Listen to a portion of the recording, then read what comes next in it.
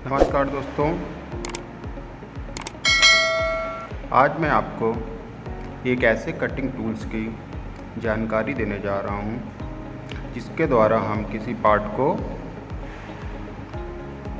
Manual तरीके से या अपने हाथों से जो आपको पार्ट अप करते हैं या पार्ट को काटते हैं।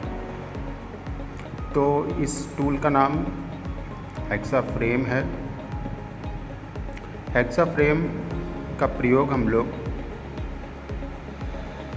फिटर शॉप में जो आपको काटने के लिए या ड्राइंग के अनुसार जो भी विभिन्न आकृति दी जाती है उसे काटने के लिए हेक्सा फ्रेम का प्रयोग करते हैं। तो हेक्सा फ्रेम तो हमारा एक होल्डिंग डिवाइस है और इसे हम कटिंग टूल्स भी कह सकते हैं। कटिंग टूल्स इसलिए नहीं कहेंगे क्योंकि ये ब्लेड को होल्ड करता है। जो हमारी ब्लेड होती है ये क्या करती है, ये हमारी एक कटिंग टूल्स होती है, ठीक है। इसके द्वारा हम किसी भी पार्ट को काटते हैं और इस ब्लेड को सहारा देने के लिए या पकड़ने के लिए हम जिस भी युक्ति का प्रयोग करते हैं उसे क्या बोलते हैं, उससे बोलते हैं हम लोग हेक्सा फ्रेम। अब ज़्यादा समय ख़राब ना करते हुए इसके पार्ट्स के बारे में, इसके मटेरियल्स के बारे में आपको जानकारी देता हूँ। तो देखिए, ये जो हमारा हेक्सा फ्रेम है इसका आकार अंग्रेजी के अक्षर सी आकार का होता है, जैसे कि आपको दिख रहा है, ठीक है। पहली चीज़ तो इसकी आकृति सी आकार की होती है। दूसरा, इसका जो मटेरियल होता है, जो हमारे ये फ्रेम्स बना हुआ है, ये किस मटेरियल का होता है, ये हमारा माइल्ड स्टील का होता है, ठीक है। दो चीज़ें आपकी क्लियर हो गई। जो हमारा तीसरा मेन पार्ट है वो क्या है, हैंडल। हैंडल का प्रयोग हम लोग हेक्सा फ्रेम को पकड़ने व चलाने के लिए करते हैं। अब आपको यहाँ पर कुछ रिविट्स दिख रही हैं, ठीक, और ये एक चौकोर सी पट्टी दिख रही है और ये चौकोर सी पट्टी आपको इस कॉर्नर पे भी दिख रही है, ठीक है। तो इसे क्या कहते हैं उसको भी देख लेते हैं। हेक्सा फ्रेम में एक तरफ आपको ये चौकोर पट्टी दिख रही है और दूसरी तरफ ये आपको चौकोर पट्टी दिख रही है।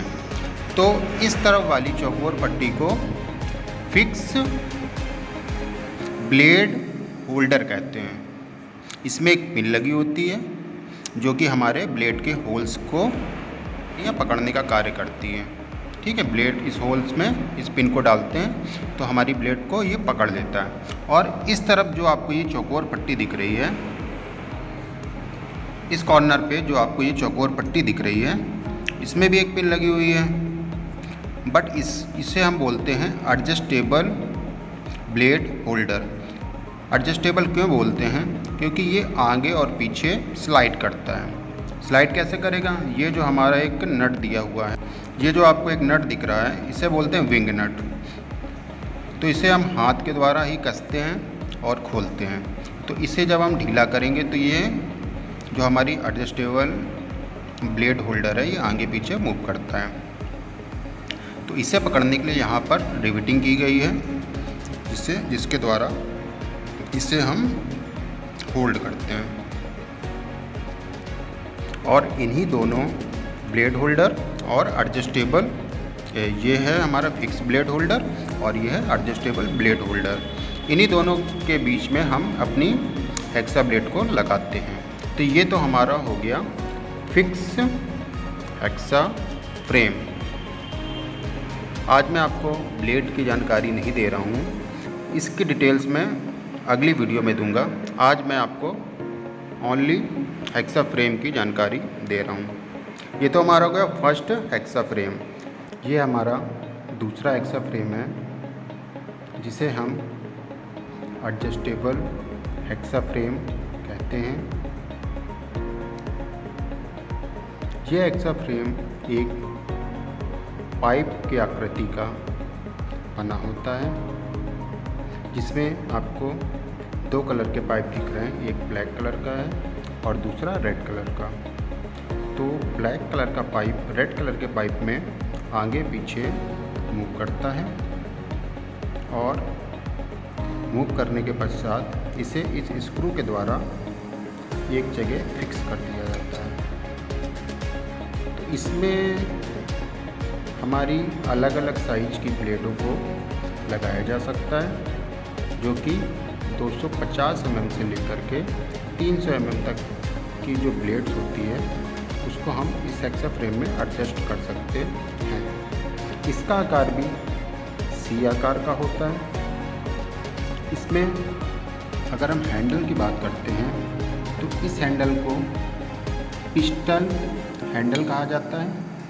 इस हैंडल में यहाँ पर फिक्स ब्लेड होल्डर लगा होता है तथा दूसरी साइड में एडजस्टेबल ब्लेड होल्डर लगा है, जिसे हम विंग नट की सहायता से एडजस्ट कर सकते हैं।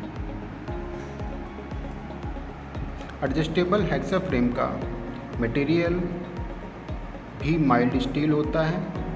ये हमारा माइल्ड स्टील का बना होता है और इसका मेन प्रयोग वहाँ पर करते हैं जहाँ पर हमें अलग अलग साइजों की ब्लेड को एक ही फ्रेम में लगाना होता है, तो वहाँ पर हम फिक्स हेक्सा फ्रेम का प्रयोग करते हैं। अगली वीडियो में मैं आपको हेक्सा ब्लेड के बारे में जानकारी दूंगा। तो आज के लिए इतना ही।